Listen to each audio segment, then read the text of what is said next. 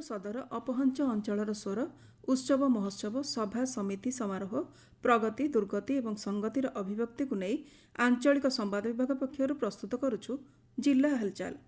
आज जिला हालचाल शुणु भद्रक जिला संपर्क में तथ्य देइछंती आम भद्रक संवाददाता अशोक कुमार नायक और उपस्थापन मु लहरिका पट्टनायक।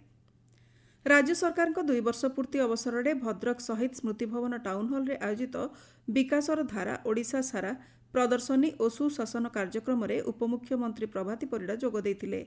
से प्रदर्शनीर विभिन्न मंडप परिदर्शन करी सरकार जनकल्याणमूलक योजनार सफलता उपरे आलोकपात करथिले। ओडिशा सरकार 2 वर्षर पूर्ति मोदी सरकार 12 वर्षर पूर्ति रे भद्रक जिला मीडिया बंधु मानक सहित कथबार्ता एवं परामर्श पई आसीछि। ये ओडिशार विकास डबल इंजिन रो सहाय्य रे जो भली द्रुत गति रे विकास होउछि से विकास ओडिशार साधारण लोकंक पाखे एवं भद्रक बासिंग पाखे घरे घरे पहुँचू तापाई आमे विकासर धारा ओडिशा सारा बोली करिछि। आमे महिला सशक्तिकरण गरीब कल्याण कृषक सशक्तिकरण एवं युवक मानकर नियुक्ति एवं विकास प्राथमिकता दौचे। शिल्पानयन सहित कृषि सशक्तिकरण को भी आमे ध्यान दौचे एवं आमे सामग्रिक भावे एक विकसित ओडिशा 2036 रे आम राज्यर अर्थनीति को $500 बिलियन रे पहुंचेबा के सरकार लगातार भावे प्रयास जारी रखिछि एवं देशर प्रधानमंत्री जो ऐतिहासिक रेकर्ड अधिकारी हेले 4404 दिन रो लगातार लंगेस्ट इलेक्टेड प्राइम मिनिस्टर हबार सौभाग्य पाइले। आमे समस्ते जन कल्याण जन विश्वास एवं जन भागीदारी ये 12 वर्ष सहित ये 2 वर्ष को मिसे साधारण जनतांकर जीवन सहज सरल सुखद करबा पई प्रयास करबा। भद्रक संस्कृति भवन में पीएम किसान उत्सव दिवस पालित होईछि। प्रधानमंत्री नरेंद्र मोदी ओडिशार 34 लक्षरू अधिक चाषी को 693 कोटी टंका प्रदान करथिबा बेले भद्रक जिल्लार 1,59,317 जन चाषी खाता को 31 कोटी 86 लक्ष टंका जमा होइतिबा जिल्लापाल डॉक्टर दिलीप राउतराय सूचना दैछंती। विकासर धारा ओडिशा सारा कार्यक्रम अंतर्गत राणीताल कृषि विज्ञान केन्द्र में प्राकृतिक और जैविक कृषि विषय जिला स्तरीय कर्मशाला अनुष्ठित होईछि। सांसद अभिमन्यु सेठी और जिलापाल डॉक्टर दिलीप राउतराय जोगदे कृषकों आय वृद्धि मृत्तिका सुरक्षा और परिवेश अनुकूल कृषि उपरे गुरुत्वारोप करथिले। केन्द्र सरकार 12 वर्षर विकास यात्रा उपरे भद्रक रे पत्र सूचना कार्यालय पक्षरु एक वार्तालाप कार्यक्रम अनुष्ठित होईछि।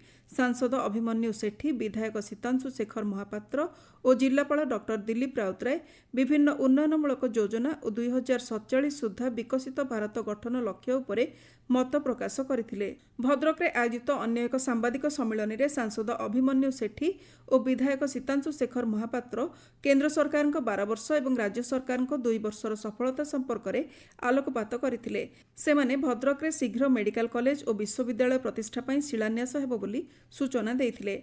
शीतलषष्ठी उपलक्षे आरडी स्थित बाबा आखंडलमणि पीठरे शिव विवाह उत्सव धूमधाम पालित होउछि। वैदिक रीतिनीति अनुसार हरगौरी विवाह उत्सव संपन्न होइतिबा बेले हजार हजार भक्तों समागम होइतिला। भद्रक शहीद स्मृति भवन में मुख्यमंत्री अन्नपूर्णा योजना कार्यक्रम अनुष्ठित होईछि।